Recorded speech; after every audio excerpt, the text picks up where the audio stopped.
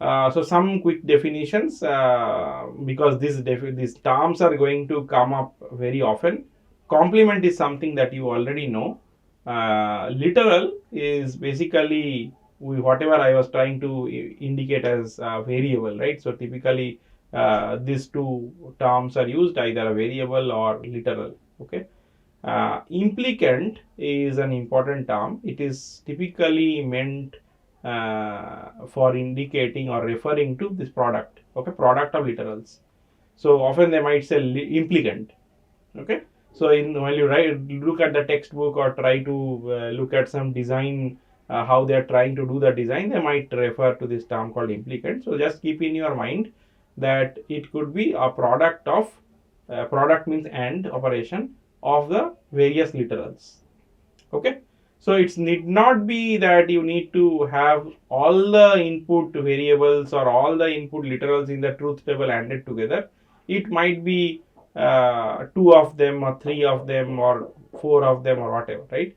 But in case you include all the input variables, right, which is basically kind of one row in a truth table, that is called min term.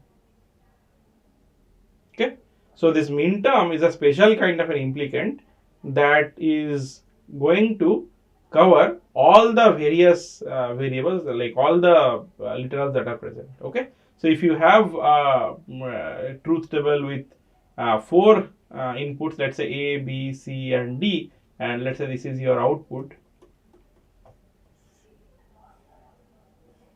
So typically we do this truth table in this way. We write this truth table. So you typically fill these things up, right? So 0, 0, 0, 1, 0, 0, this is 2, this is 3, right? And so on. It will go all the way to 1, 1, 1, 1, which is 15, right? So you have 16 rows starting from 0 to 15. And you will have some kind of corresponding output.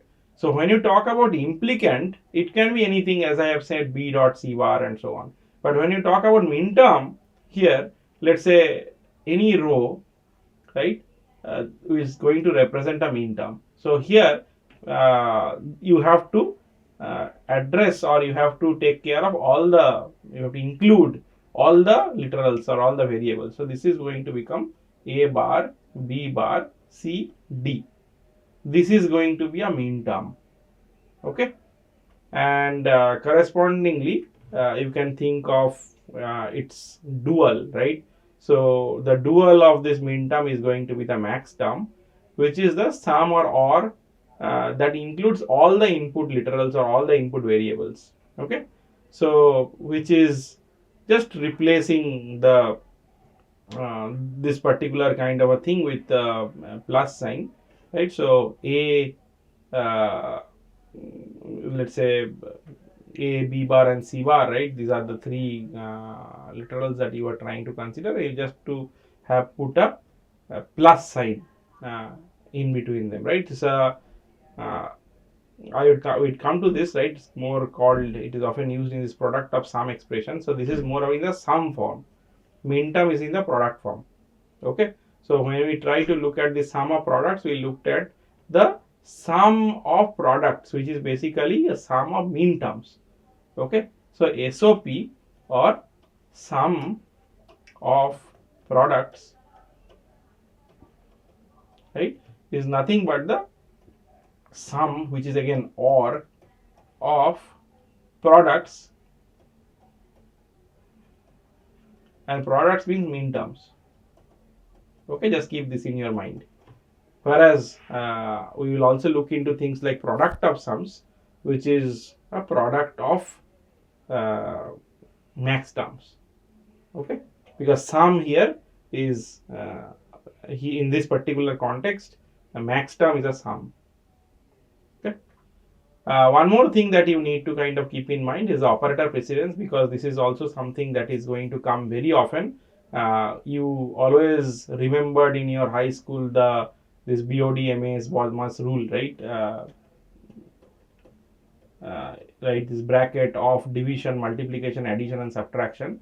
Similarly, here you also need some kind of an operator precedence, because you are going to work with algebraic expressions.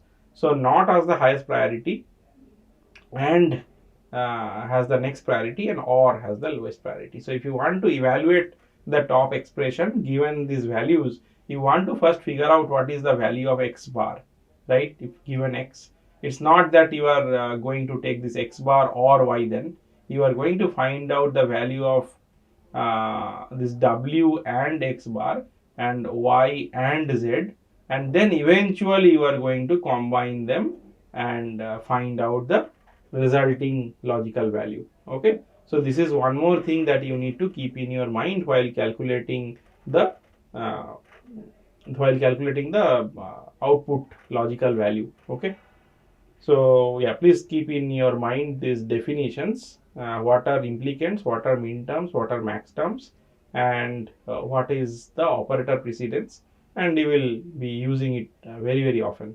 Okay, maybe not explicitly, but implicitly you need to kind of these things will always be in the back of your mind while you solve problems. So canonical or standard forms. So truth table is an unique signature of the Boolean function, right? But as I told you also in the beginning that it's a very expensive representation, and recall the tic-tac-toe example, we would have 512 rows. So a Boolean function can have many alternative Boolean expressions, and many alternative Boolean expressions and gate realizations may have the same truth table.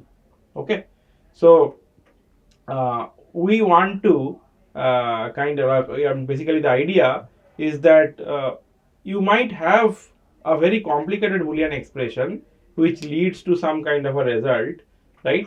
But it's not the case that you have to use that, right? Because there could be several alternate Boolean expression which have the same truth table, right? And as long as the truth table is the same, you are welcome to use that, right? So the primary problem or the primitive problem could be always expressed in terms of the truth table. That you need to understand. Whatever be the problem you are given, you should always come up with a truth table, that what are the inputs and what is the output. Okay, some combination of the inputs is going to lead to an output of 1, and some combination of inputs are going to lead to an output of 0, and the total number of rows in the truth table has to be 2 to the power n, where n is the number of input variables. That is like an universal truth, right? Now we are trying to come up with simplified expressions, as we saw that some of them could be like 0. We can only care about the cases where it is only 1.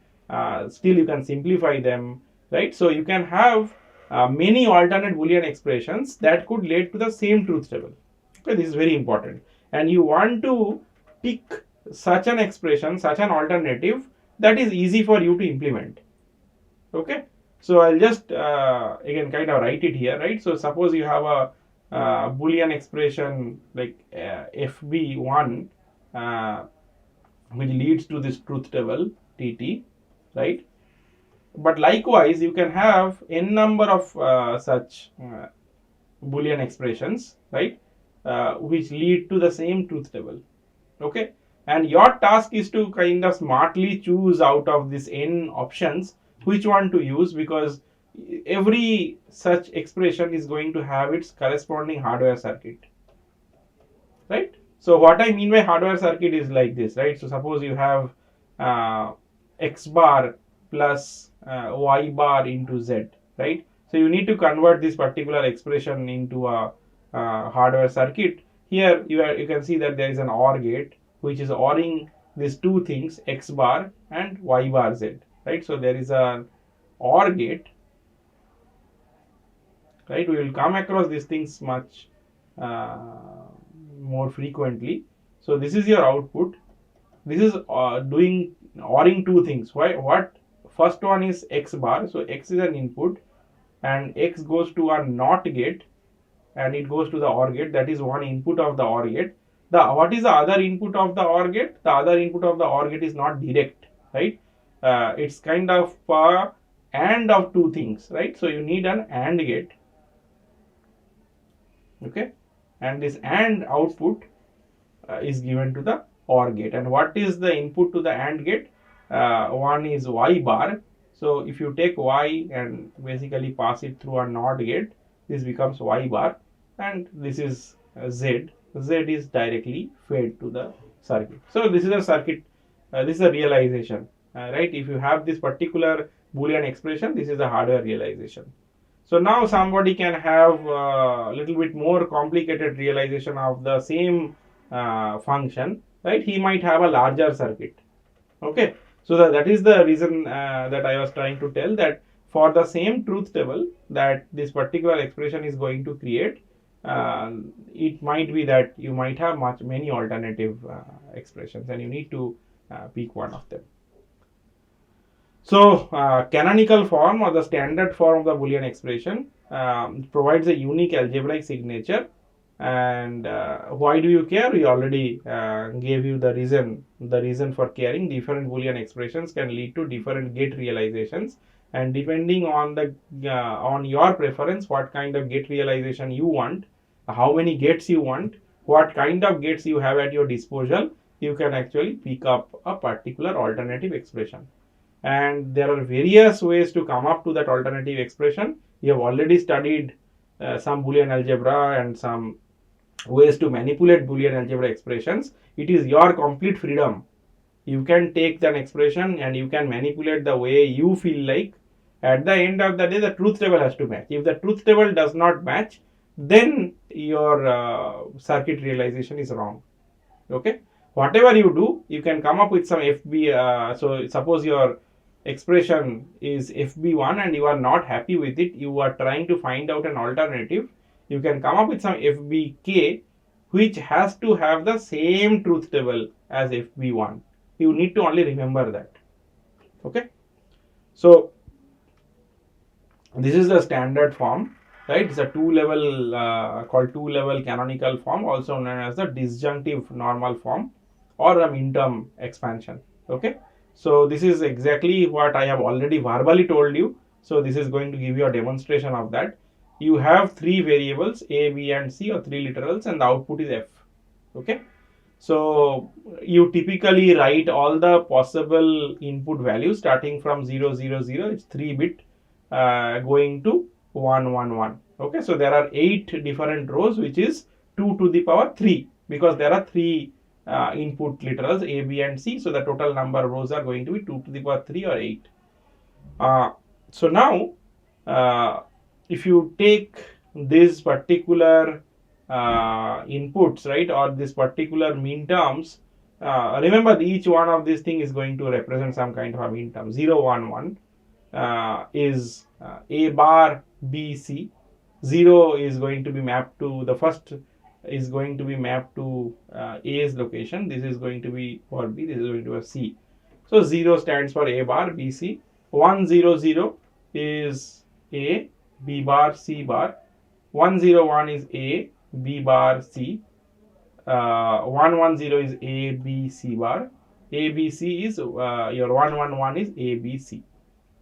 Okay, so this is the sum of products expression or disjunctive normal form, where I take the individual min terms and do a sum or logical or of them. Okay, so note that they all of them correspond to the rows that has 1 as the output. We do not care about the rest, but you can predict them very easily, because whatever is not 1 has to be 0, and whatever min terms are not covered here, they have to correspond to those zeros, right? So it is very easy to complete the truth table from only this partial information.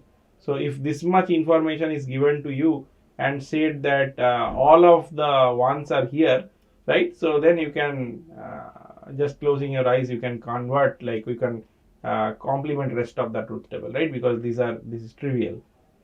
So if you are not understanding this, right, I'll repeat this, right? Suppose this truth table is given to you partially, and you have been told that all the ones that were there in the truth table has been given to you. Okay, which basically means you can think that rest of the outputs has to be 0. And since these are the inputs that are given to you, you can always predict what are the inputs are not given to you. So they correspond to those zeros. So this thing will correspond to zeros. So this is a side point, but this is important for you to understand at least, right? To kind of test your understanding, it is kind of important concept. Okay. So the mean term is a product of the literals. Each mean term is true for that particular row. So when you come to a particular row here, this is true. When you come to a particular row here, this is true. Find all the input combinations for which the output of the function is true. So this is what literally we have done. Okay. So this is the two-level canonical form. So all Boolean expressions or all Boolean equations can be written in this SOP form. So this is a very important point, that any Boolean equation, right, that we are trying to deal with, when you are given a problem and we convert that into a truth table, you can always convert that into an SOP form, right? So now if you are given a problem and you are able to map the problem to some kind of a truth table, you now have the power to design the circuit. Does not matter whether it is efficient or whether it is kind of a minimal implementation, doesn't matter. You should be able to implement the circuit using basic logic gates. Any problem, right? Any computationally feasible problem, unambiguous problem is given to you.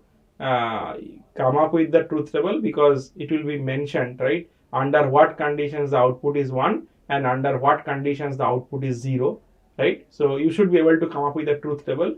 Once you come up with the truth table, you can come up with the sum of products expression, and once you can come up with the sum of the products expression, you can always come and you can always design the circuit. Okay. So this is one kind of this two-level canonical form. And why does it work? I think it is very evident to you by now. So at least one of them has to be 1 in this particular expression, right? So if they are not, then it means that the input is either the input is like, basically the input is either from this pool or from this pool, right? So if the input is from this pool, right, the 0 wala pool, right, and this is like a 1 wala pool, right? So if inputs are something from this 0 wala pool, all the different min terms that we have is going to be 0, right, because they are not true, and the output is going to be 0, right? But if the input, right, any input that is given to the system, because there are only 8 possible inputs in this particular example, and there are only 5 inputs that could be actually resulting in one output. If any one of them is given, right, so basically an input which is coming from this 1 wala pool, this is going to at least one of them is going to result in a 1, and if you are ORing them, the resulting output, the resulting value is going to be 1. Okay. So suppose we choose 101 as your input, right? So 101 means this is going to be 0, this is going to be 0, this is going to be 1, this is going to be 0, this is going to be 0, and you OR 0 plus 0 plus 1 plus 0 plus 0, the output is going to be 1. One of them will always be triggered. Okay. So if you take this one, this will activate this term, and this term basically activates this particular input. Okay. It's kind of important to understand, right, why it makes sense or why does it work.